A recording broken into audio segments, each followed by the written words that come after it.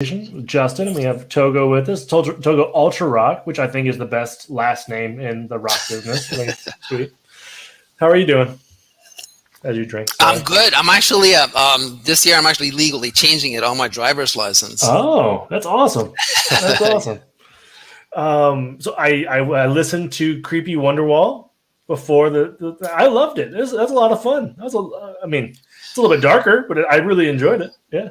Yeah, thanks. No, it's it sort of came about a couple of years ago. We're touring, and my guitar player at the time, Johnny Santoro, he he came up with this whole symphony, because it's kind of like a rock, slowed down rock symphony version, and I was like, oh my God, you got to let me sing that, so we jumped in the studio, added I think there's 90 tracks of vocals there, and then because we noticed we played it live and people always had these really strong reactions. We played this place in London, and they saw these purple haired US guys with makeup come in and whatever, the whole room cleared, so everyone went to the pub thing. We just kept playing, and we played that song. Halfway through the song, the whole club had come in. Awesome. Especially because it's it's the UK and Oasis and all that stuff. So yeah.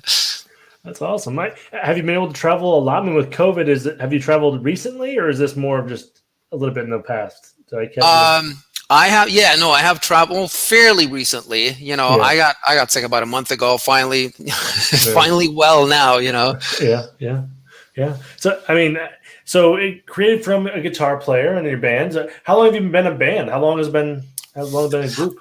I mean, it's not really a group, it's me, it's Toggo Ultra Rock. Yeah. And then, when I go on tour or when I'm in, gig mode, I have a backing band. Now, I had a regular backing band when I lived in Minnesota, and then I moved out here a couple of years ago, and then COVID hit, so we're just coming back into the live thing again. So now I'm focusing on dropping this single, and then I'm going to drop another one probably in a few months, and then focusing on hiring a local backing band here.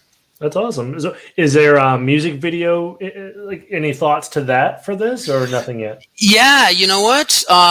There will be a music video for it. I just I just got a little unlucky because we were about to shoot it, and then the guy who was supposed to do it, he had to go out of town, and then I had to fly to Minneapolis, and so it didn't work out. So now I got to find another director because we have everything, the script, everything ready. Yeah. That's awesome. So, forgive me. So I'm trying to think. So you have another single coming out. Is there going to be an album? Are you thinking about an album or just singles at the moment?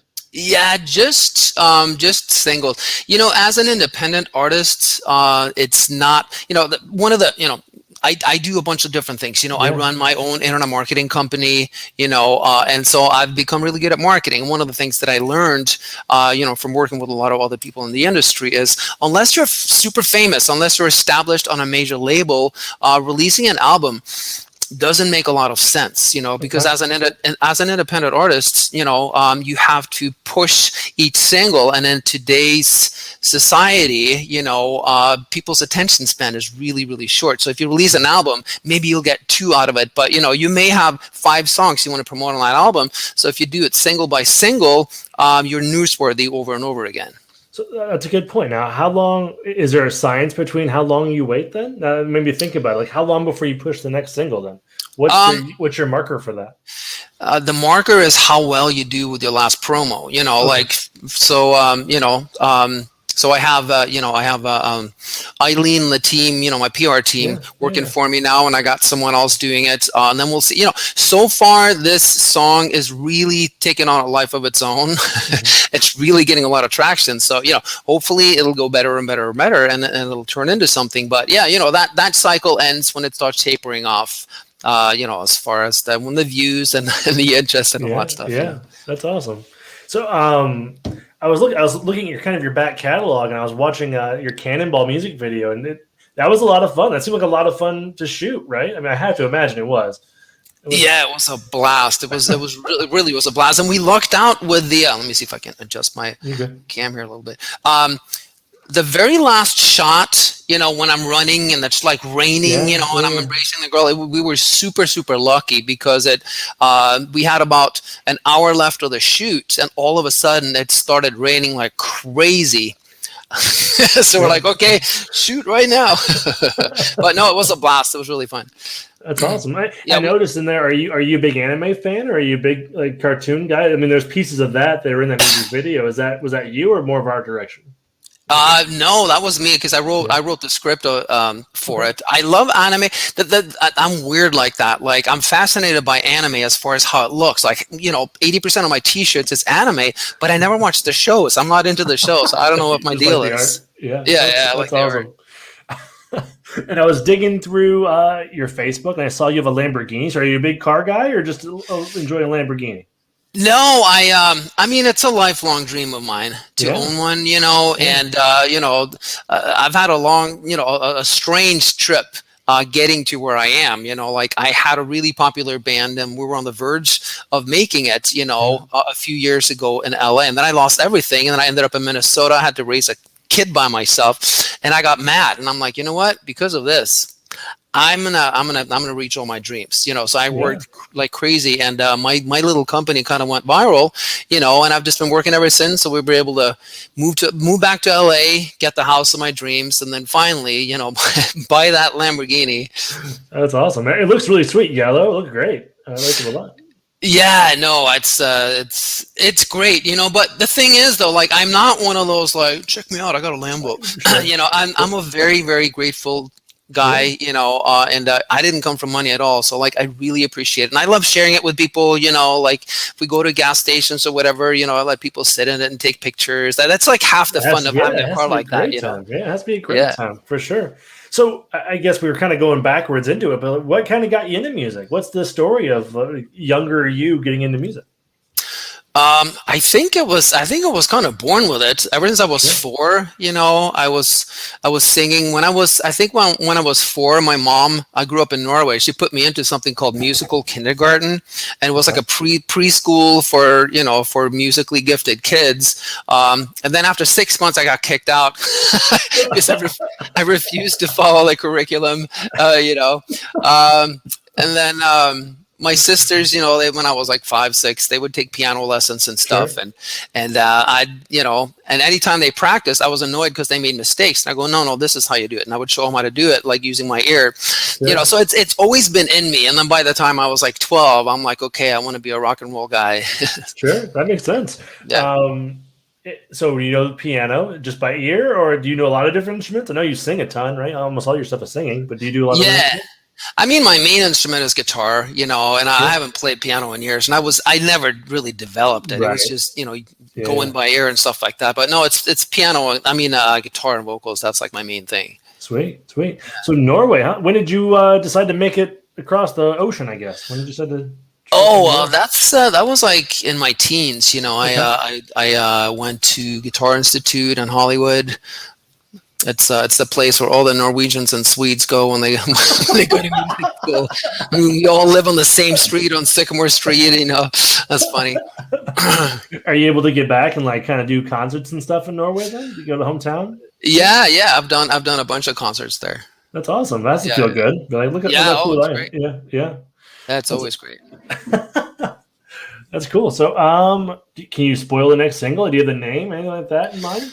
I can give you the name because I mean everything is recorded, it's mastered, it's pretty much ready to go. But I want to do one at a time. Sure. It's called "Into the Sky." Cool. And it's a good follow up to "Creepy Wonderwall" because it's also a very epic track. Massive symphony orchestra, guitars, and almost like a Queen-ish feel to it. Very, very big track. That's fun. That's a lot of fun. Yeah. So how was COVID for you? Was it? I mean, obviously, it kind of impacted musically your ability to travel, I'm sure. But did it have any unforeseen side effects? Anything that kind of you want to talk about? Like me having it, or just the whole period? Not you having it, just the time frame. Like, how did it impact you musically? Maybe as an artist, as an entrepreneur, as you said, with your company. Whole deal? I mean, as an entrepreneur, it impacted me in a really good way. Sure. Because when people can't be in the real world, they go online, and that's where that business is. So it was a good time for me there. I think as an artist, I grew a lot too because it gave me a lot of introspection and a lot of time to finish things like Creepy Wonderwall and all that stuff. So, I hated it just as much as everyone else, but I also think I grew, and I think most people agree that unless you're like really super super bitter, most people admit that, yeah, you know what, I did some growing in this period. Sure. And your move from Minnesota to LA, how was that? Like, you've been in LA for a while though, right? As a kid, right? As you went to the guitar school, then you kind of jumped around a little bit. Now you're back. Yeah. No, it was great because I love living in Minnesota. People are so nice there, and I have a lot of friends there. We go back there all the time. But I missed LA, and just coming back just for the climate. Oh my God! The winters are significantly different. Oh my God! Yeah, no, like last winter. Even though I lived here before, it's like you never really get used to it. It's just me and my kid, we walk through the park every single day or night, and I'm just I never stop reveling. It's January at 9 p.m. and it's 65 degrees, when everyone else is freezing their ass off. So I love it, and I love everything about this city. It's just my speed, beach next door, So I imagine you've toured a bunch of different places. Do you have a favorite? Do you have a favorite memory maybe of touring or anything that's super crazy you want to tell? We had a lot of fun in New York. The whole band lived at our publicist's house, Eileen, in Long Island. And of course it was like, oh my God, it was literally like high school, because like we were so close and then we got on each other's nerves. So, we almost broke up several times and everyone got butt hurt and people would like walk out of the room and not come back for hours and swear that I'm fucking quitting the tour, man. I was just there. When I look back at it now, it's funny, but it wasn't that funny then. So memorable. Do you have a memorable venue then, like a place you play? I mean, I watched some of your previous, like you're live from Norway, so I knew you went back. I didn't know you were from Norway, but I knew you'd been there. But like the clubs and stuff seemed like a lot of fun. Do you have a favorite? Do you have a memory of that? The Norwegian show was definitely my favorite because it was pretty packed there, because that was like home ground for me, But I mean, London was fun too, but the audience, they didn't know us. And it's like when you're an independent band and you travel to clubs, unless you have a big promoter, but we had fun though. We know how to have fun. We like drinking, and, Make sure that we packed it full of good memories. So did you travel with other bands? Like I know sometimes that's a thing where other bands kind of go with you, and we kind of maybe draw more people than would normally have seen it, or was it just your individual band? No, this is just my individual band. I was itching to play in Norway, so I told my publicist, I said, dude, get us other places. So she got us on the East Coast and London and all that stuff, but it was whipped up last minute, so no one knew us. Are there future tours planned? Anything in mind? Anything cultivating for you? I don't have anything planned. Right now, I'm putting all my focus, on promotion of this single and building the audience. I don't think I want to do it the way that I did it last time. I have a lot of buddies, and they're in bands, and they go to the UK and this and that, and they play a bunch of places, and they have a decent following, but they live like beggars, they can barely afford anything, and then travel across the globe, and it's very uncomfortable, and it doesn't really get them any further. Maybe they gain, like 10 fans each gig. Online is way more powerful, and I've learned that as an internet marketer. So I'm really focusing on an online presence, because if you look at the majority of artists who've made it the last 5 to 10 years, most of them made it because of what was happening online. And they have, in order to become a success today, it's not just enough to have talent. You really have to be a good marketer. A guy like Justin Bieber, not that I'm a fan of him at all. Successful though, super successful. Yeah, and the thing is, if it wasn't for YouTube and him promoting himself when he was 13 years old and really putting out constant new content, people loving his voice, it never would have happened, and there's countless stories like that of bands that are big now. They were just relentless online, and I think a lot of musicians don't understand that. A lot of them complain like, oh, it sucks, the music industry is dead, you don't make any money with record sales. I look at it the opposite way. We live in a time where you have an unprecedented opportunity as an independent musician to actually make it, to create your own cult following and to blow it up and make a really great living from it, Yeah, totally agree. So what online are you doing to differentiate yourself? Is it Twitch? Is it more YouTube? Is it like all the different platforms? Like, what are you doing? I'm curious. I focus mostly on Instagram. Okay. Then, like I said, I've hired, I've hired a couple of teams to work outside of Instagram to pull the rest of the web together. Yeah. I'm not a big fan of TikTok, even though this agent that I'm working with right now is trying to talk me into TikTok, Yeah. But no, my main focus has been around Instagram. I find that, no, obviously I have a Facebook presence and all that stuff, but it's just not as happening. And I find that if you really focus your efforts on one platform, it works a lot more powerfully and a lot faster than if you spread it, Gotcha. So what would you suggest to up and coming artists like yourself to that? Is it just focus on a platform, regardless of platform, and just say, hey, try to figure this out this way?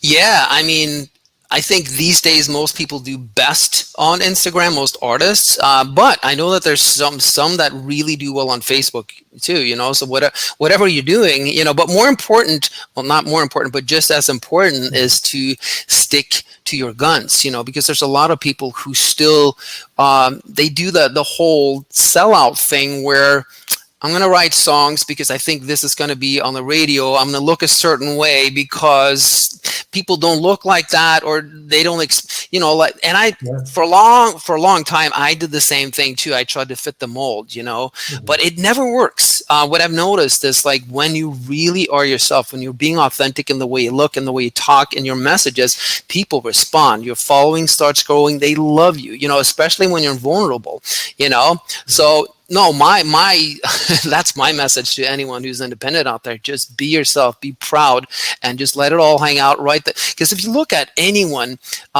who has ever made it in this business, the Beatles, the Rolling Stones, Guns N' Roses, Led Zeppelin, Metallica, on and on and on and on, and I've watched documentaries of all of them and read up on the things behind the music, and they all have one thing in common. They didn't give a flying fuck what other people thought about their music. I recently watched a thing with Paul McCartney, and he said they thought there was no way that this song was going to be a hit, and then it turned out to be one of their biggest hits. When you write for yourself, that's when the magic happens. You forget about radio, you forget about everything else. Gotcha. So I'm curious. You bring up something else, writing. So what's your writing process? What's your thought process when you're writing a song? What inspirations do you draw from? I don't have anything in particular. Yeah. A lot of times I will hear a song on the radio and I go, oh shit, I wish I would have written that, Yeah. But then sometimes I will take that idea and I go, what can I do with this to take it further? And I think everyone does that. I know Queen admitted they did it. Beatles admitted they did it. Bon Jovi admitted he did it, and sometimes you can hear it. Sometimes you hear a song and you go, oh, no, that's shameless, Yeah. That's a lot of times, and it doesn't, I don't discriminate. One song was based on a Miley Cyrus song. I can't even remember which one of my songs it was. Sure. Another one, I guess I can say this now. The reason Cannonball came about is because I think I heard a Kelly Clarkson song. I can't even remember. It was either Since You've Been Gone or My Life Would Suck Without You. And I heard the intro and I go, oh shit. And then I heard the melody. It's like, how can I make this my own? And then I wrote Cannonball. And when you do that successfully, no one compares to you, but it still has that thing where like, oh yeah, this is nice to listen to. That's incredible. That's really sweet. So, trying to think. So it's a lot of fun stuff. Anything around Creepy Wonderwall that really drew you to that? Like, because it seems more dark and epic, like you said. What really drew you to that? Because it's the sound is so much different than what I was anticipating. I really liked it. Well, my buddy Johnny, he also works with someone else, and what they do is they have a bunch of old songs, like 80s and 90s songs, and they slow them down and they give them that slow thing, and then they build a whole thing, and then a lot of those things have been in movies. And so he played me a couple of those. Like a Tom Petty song, where it just sounds like dramatically different, and people's brows fly up. And that's how it started. I was like, oh my God, this is amazing. Play me more. And then he started playing me the ideas for Wonderwall, and I'm going, oh, will you let me please do this with you? And then that's how the whole thing came about. And I think that's why people have such strong reactions to the song too, because it's so unexpected. Half the time they're 30 seconds in before they even realize that, oh crap, this is Wonderwall. Yeah. Are you anticipating Oasis reaching out to you and like, hey, really like what you did? Crossing fingers. No, that would be amazing. I'm not anticipating that at all. But it would be great. You kind of have a Seth Rogen laugh. I've heard that before. Before. I love it. Yeah. Oh man! Now he's trying to change it so he doesn't sound that way. Change it. It's been a lot of fun talking with you, Toggo. So, where can people find you? Where's all the different places? I know you're a marketing genius, right? You got your own thing. Where can everybody find it? Instagram, obviously. What's your Instagram? Yeah, it's everything is at Toggo Ultra Rock. Okay. Yeah, so you can either go to Instagram and follow me there, or if you just Google me, Toggo Ultra Rock, everything pulls up, my singles and my social media and all that stuff. Yeah, that's very true. You were very easy to find on the internet, by the way. I was like, let me find out more about this guy. It was very, very easy. It'd be worse if my name was like Joe Smith or something. Toggo Ultra Rock is slightly more unique. Well, I couldn't get over UltraRock, by the way. I was just like, UltraRock's so fun. Like, it doesn't matter, like, whatever it is. But no, it's been great. I'm committed. I even tattooed my my logo on my arm. That's awesome, man. How long have you had that on there? This was right before the 2017 tour. Fun fact, in the Cannonball video, there's a sequence where I'm getting a tattoo, because I'm supposed to be obsessed with this girl, and I get the tattoo that she has there. But you also, when I sing, you see me sing and you see this tattoo. However, that was a fake one. Oh, because I didn't, and the tattoo artist you see in the video, that's the same guy who gave it to me, but he couldn't do me before the video because it would have been all red and inflamed. Yeah. So I ordered temporary ones, so the one you see in the video is fake, and then the day after I got that one. I mean, it's just right at the right spot of the arm, so if someone gives you some lip, you can just you can have them meet your brand. Right. And the funny thing is, I thought he put it crooked first, because when I hold it up. But anytime, like if I hold cinnamon here, if I hold my microphone, it centers perfectly. Yeah. So it works out, if I hold my cinnamon. Cinnamon with you. Do you know why I have this, by the way? I have no idea. I have cinnamon. I have paprika. I have, okay. Are you in your kitchen? No, well, yeah. The kitchen is ahead of me, and then my living room is behind me. But I got COVID like a month and a half ago, and one of the things is you lose your taste and smell. Yeah. And so what I've been doing, I read up on the site. What you do is you retrain your taste buds by smelling this, even if you can't smell it, and you smell it every day. And what it does is it triggers your brain to start building a neural network that will then start producing the taste and smell cells that the virus killed off. And it's actually working. I got about 25% of it back now, so that's what I'm doing. That's awesome. Did you have some fun with it before you started retraining your taste buds? Like, go into like a spicy like restaurant and be like, give me the hottest thing you have. I should have done that. just drink it in front of them. Be like, all right. Oh man, but it's been wonderful talking with you. So they can find you at everything Toggo Ultra Rock, right? At Toggo Ultra Rock. Any last words? Anything else you want to tell the audience? Anything for you? I think you pretty much covered it all. We had a really fun conversation. Yeah, I really enjoyed it. It's been a lot of fun. All right, well, thank you for joining us, and check Toggo out, and see you later, everybody.